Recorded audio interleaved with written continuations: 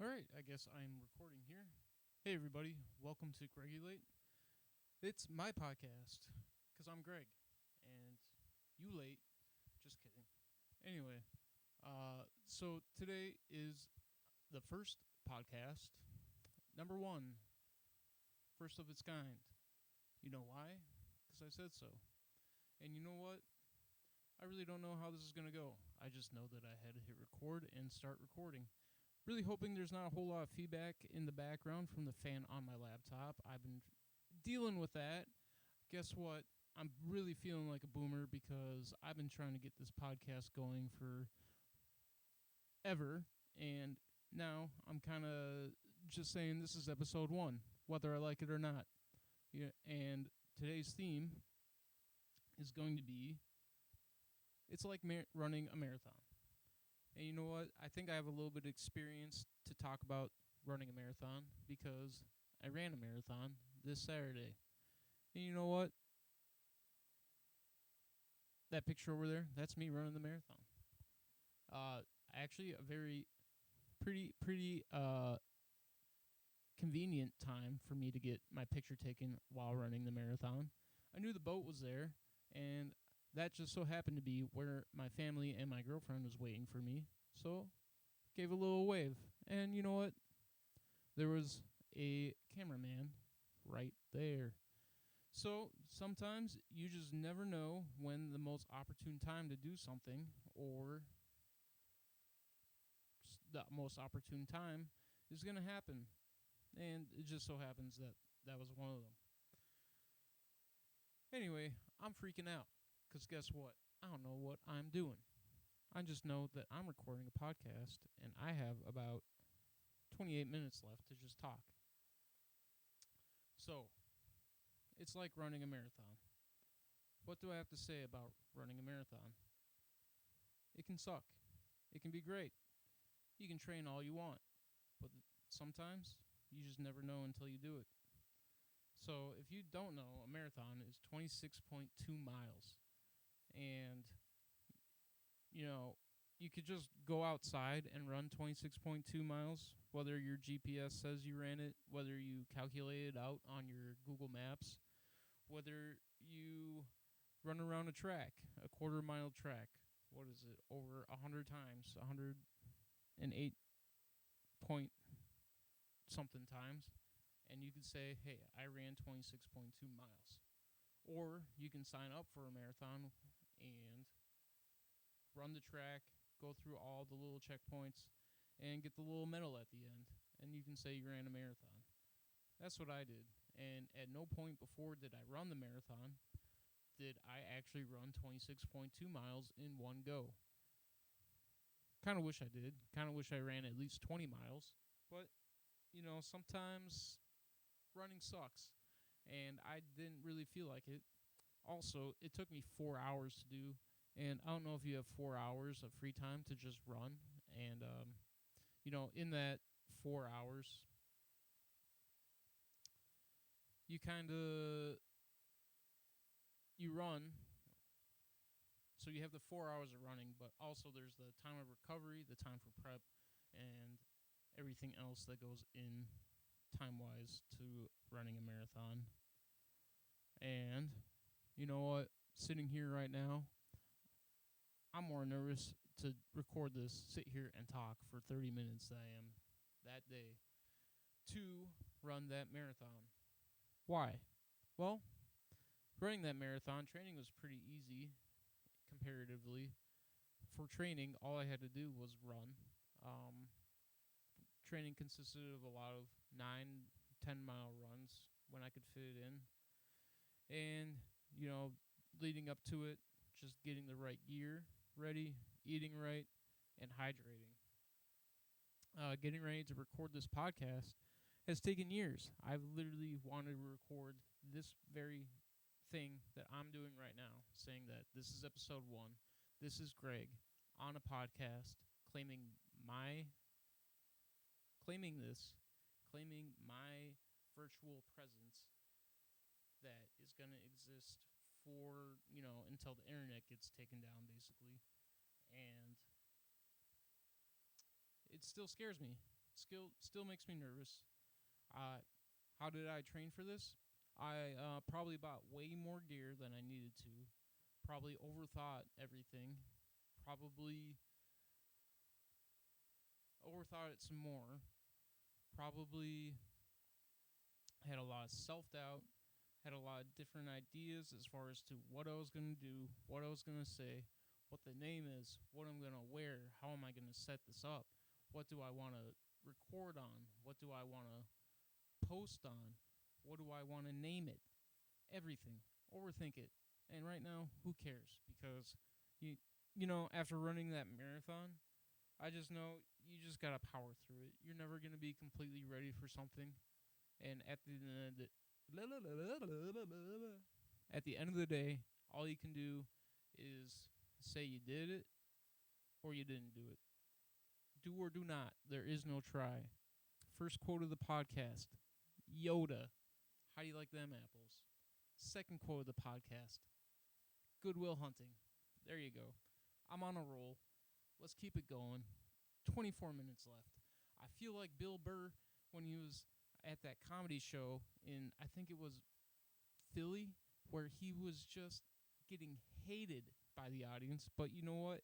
He just stood up there and talked his truth, said what was on his mind, didn't care, loved the booze. Because you know what? That's still energy. That's still people reacting to what you have to say. That's still you doing your job. That's still you doing the thing. And you know what? Here I am. Here you are. Thank you. 23 minutes. Anyway, let's just kind of talk about what I want to do with the podcast. What can you expect if you continue to listen? And hopefully if you're looking back at from future episodes, I'm kind of right. I really want to bring on some friends, really want to bring on some close ones, and kind of just talk, Obviously, that's what you do with a podcast. What do we want to talk about? Probably life. Probably how to be better, how to keep achieving your goals, how to understand what your goals are. What is my goal with this podcast? I just want to be able to have a creative outlet. I like writing, I like to, as far as creativity goes, I'm not too bad with art. I would say I kind of want to get into sculpting, but sculpting's not super easy. I'm not that great of a drawer, draw, draw, draw, drawer, or a painter. As far as I know, but you never know unless you try. Because to be honest, it's mirrored, but going back to running, I was never a runner. I guess I am now, but I mean, if you run a marathon, does that make you a runner? If I record a podcast, does that make me a podcaster? Who's to say? So, a lot of people would probably say yes, let's be honest. So, just going back to running, I used to stumble over my words and be nervous all the time, and here we are again, doing the same thing. But you know what? That's me. And you know what? I don't want to be anything other than myself when it comes to this podcast, because when it comes down to it, just like running the marathon and everything else I've done, I just have to kind of believe in myself and know that if I really put my best foot forward, I can achieve something that at one point in my life I thought would never be possible. When I was in elementary school, I was the last kid in the mile. I was not a runner.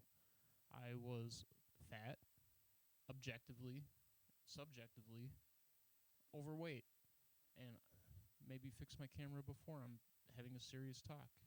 But let's get in frame here, and let's get ready for the clips for TikTok and Instagram Reels. Back in elementary school, I was the last kid in the mile of about 30 kids, so it wasn't like it was just 5 kids running the mile.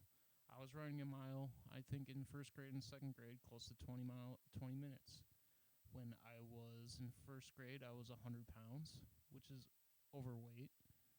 When I was in middle school, I was overweight. When I was in high school, I was overweight.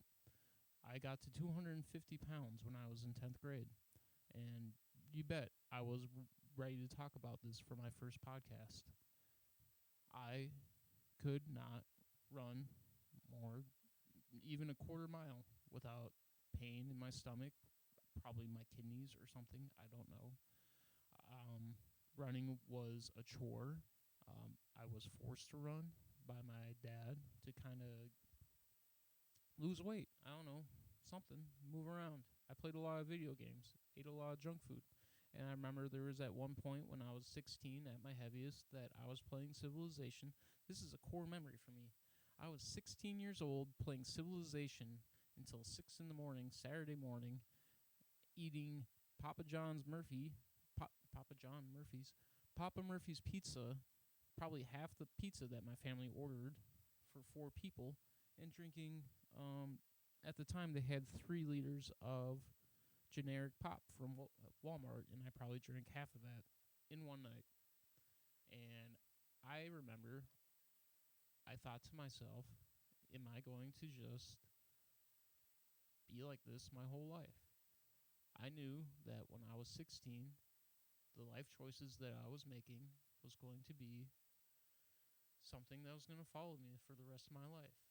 And taking a hard look in the mirror, I had to think, do I start making hard choices to eventually be someone that could do something like running a marathon when I'm 32?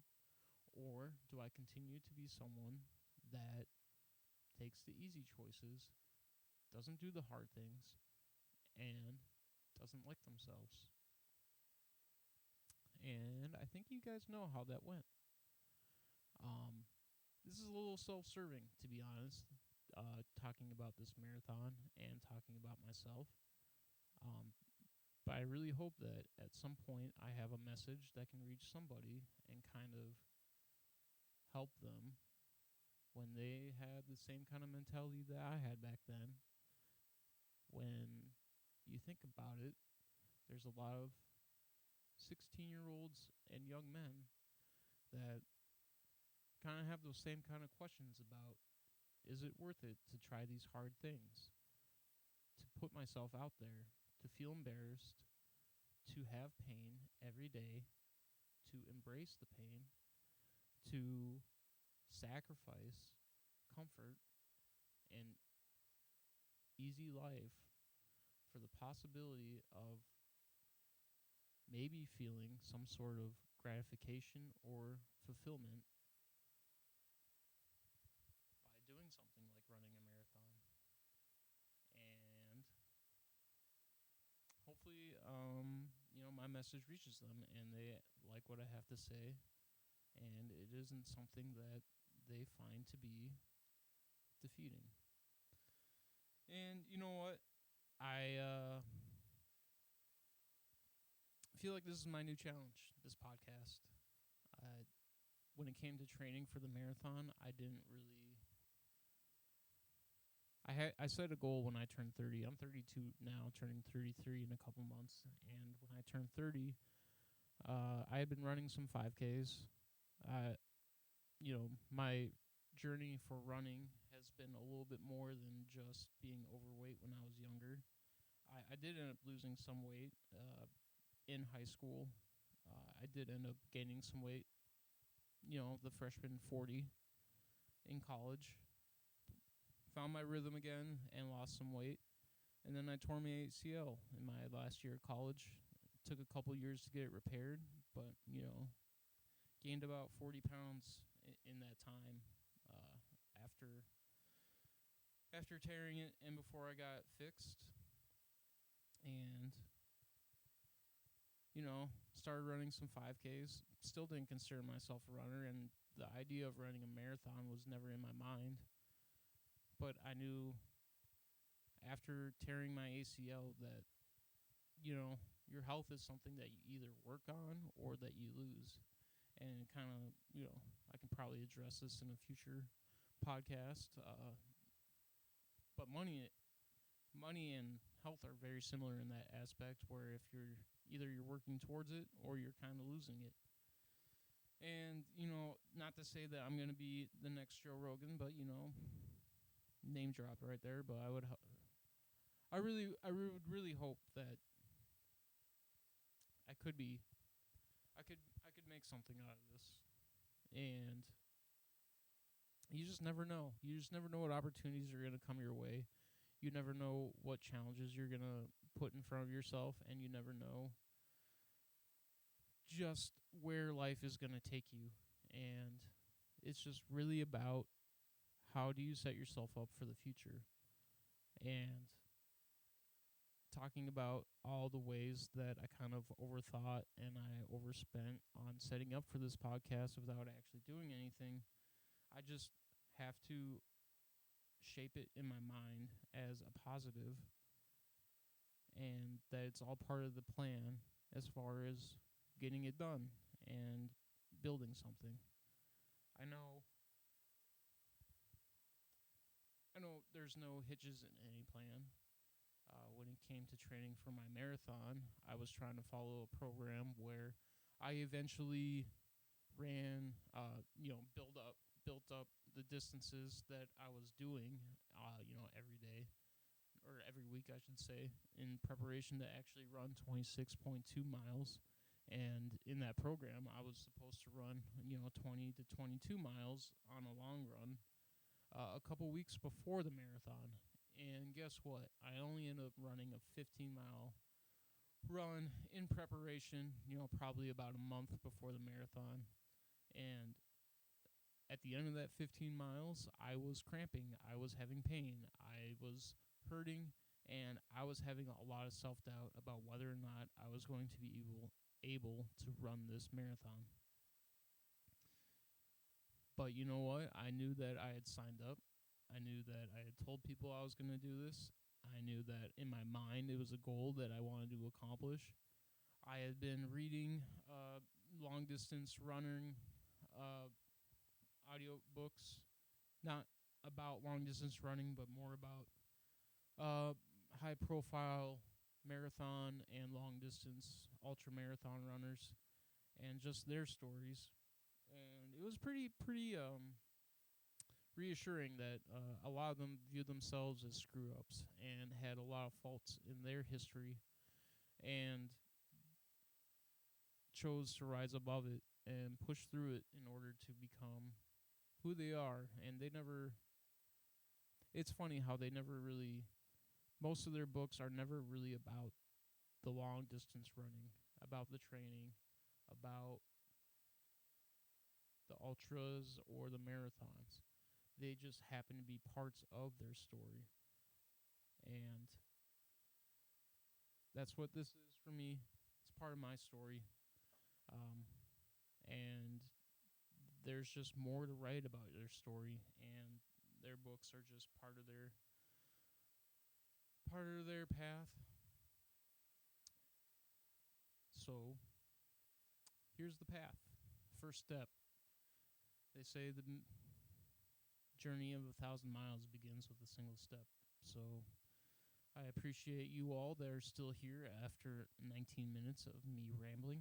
I thought that I would probably prep out a few more ideas to kind of go over, but you know what? I just really wanted to hit record. I had the opportunity to do it, and I had to seize it. It was kind of do or die, as the mentality I had when it came to running the marathon.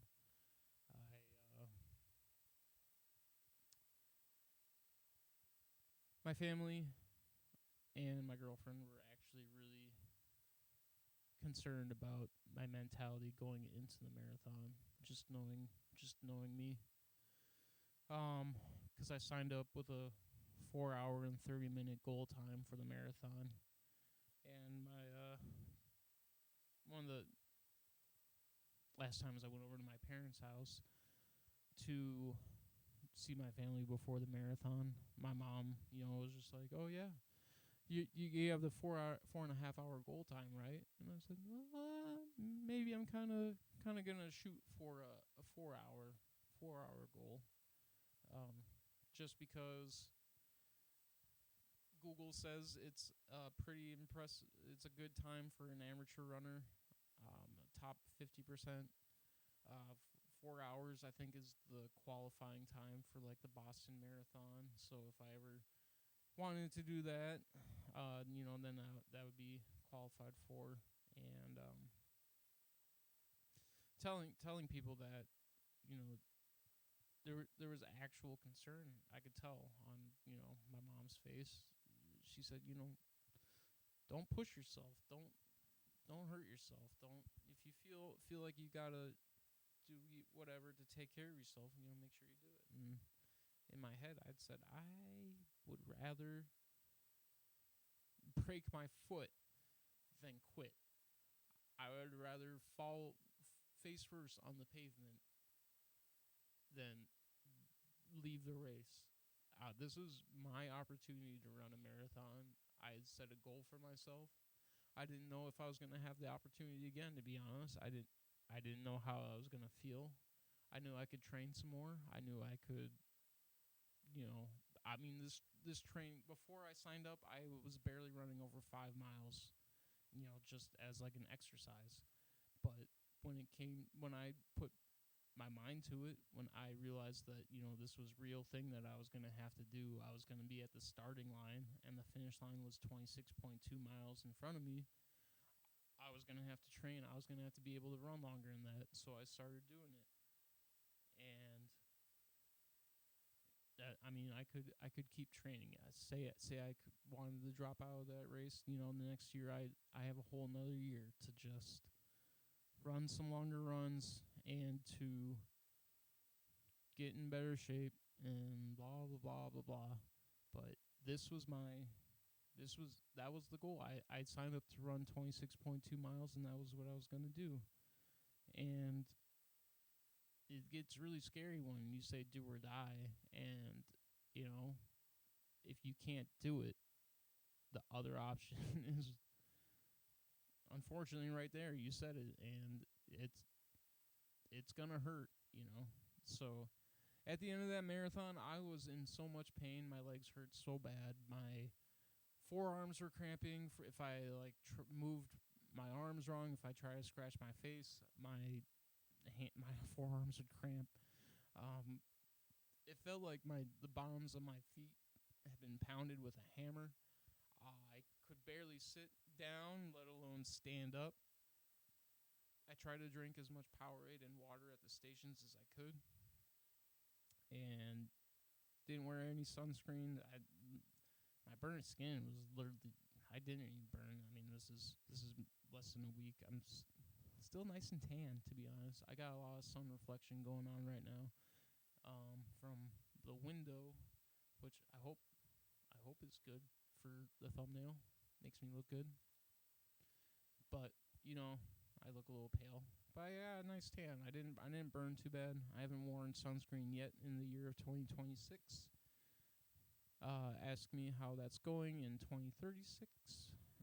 When I'm talking to my dermatologist, we'll see. But that was the least of my concerns. My friends did ask how my nipples were doing. They do have little scabs on them, to be honest, but I didn't really feel that in the moment.